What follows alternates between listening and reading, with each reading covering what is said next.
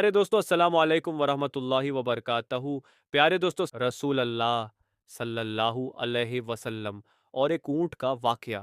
हजरत तमीमदारी रजी आना फरमाते हैं कि हम एक बार हुजूर सल्लल्लाहु अलैहि वसल्लम के बारगाह अकदस में हाजिर थे कि एक ऊंट भागता हुआ आया और सल्लल्लाहु अलैहि वसल्लम के सरे अनवर के पास आकर खड़ा हो गया, जैसे कान में कोई बात कह रहा हो। आप सल्लल्लाहु अलैहि वसल्लम ने फरमाया कि ऊंट पर सुकून हो जा, अगर तू सच्चा है तो तेरा रब तुझे फायदा देगा, अगर तू झूठा है तो तुझे उस झूठ की सजा मिलेगी जो हमारी पनाह हमें आ जाता है। अल्लाह ताला भी उसे अमान दे देता है और हमारे दामन में बना लेने वाला कभी नामुराद नहीं होता। हमने अर्ज किया, रसूल अल्लाह सल्लल्लाहु अलैहि वसल्लम, ये ऊंट क्या कहता है? आप सल्लल्लाहु अलैहि वसल्लम ने फरमाया, ऊंट के मालिकों ने इसे जबह करके इसे खा लेने का इरादा कर लिया था, तो ये उनके पास से भाग आया है। तुम्हारे नबी सल्लल्लाहु अलैहि वसल्लम से मदद मांगी है।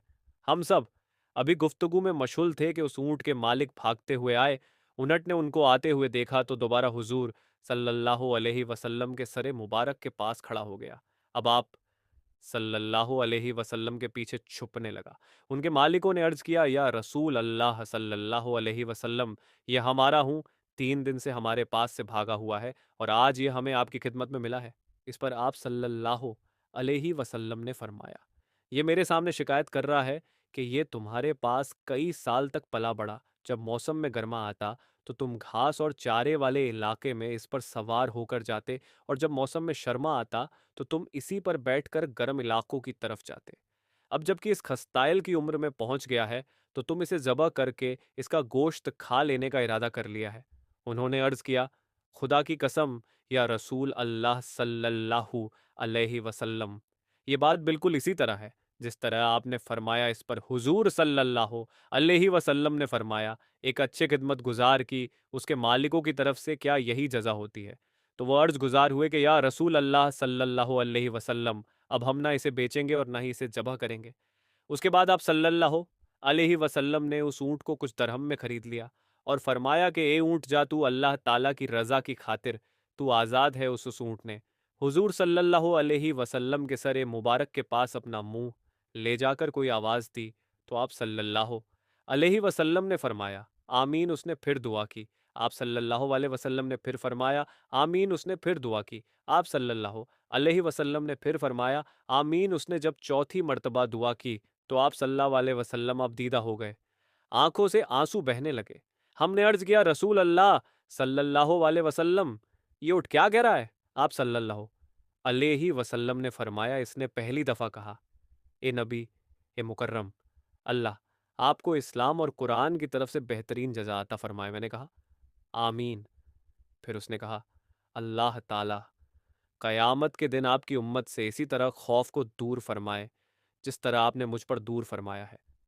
मैंने कहा, आमीन। फिर उसने दुआ की कि अल्लाह ताला दुश्मनों से आपकी उम्मत के खून को इसी तरह महफूज रखें जिस तरह मेरा खून महफूज फरमाया है। उसने फिर कहा कि अल्लाह ताला आपकी उम्मत के दरमियान जंग जुदा ना होने दें। ये सुनकर रोना आ गया, क्योंकि यही दुआएं मैंने भी अल्लाह ताला से मांगी थी। पहली 3 तो कबूल फरमा ली, लेकिन आखिरी दुआ से मना फरमा दिया। जब जिब्राइल अलैहिस्सलाम ने अल्लाह ताला की तरफ से मुझे खबर दी है कि मेरी यह उम्मत आपस में जंग करके फना होगी, जो कुछ होने वाला है कलम उसे लिख चुका है। मोहतरम हजरत नबी करीम सल्लल्लाहु अलैहि वसल्लम के में हदीस मुबारक में जो लिखा है आज, वह बिल्कुल सच नजर आ रही है।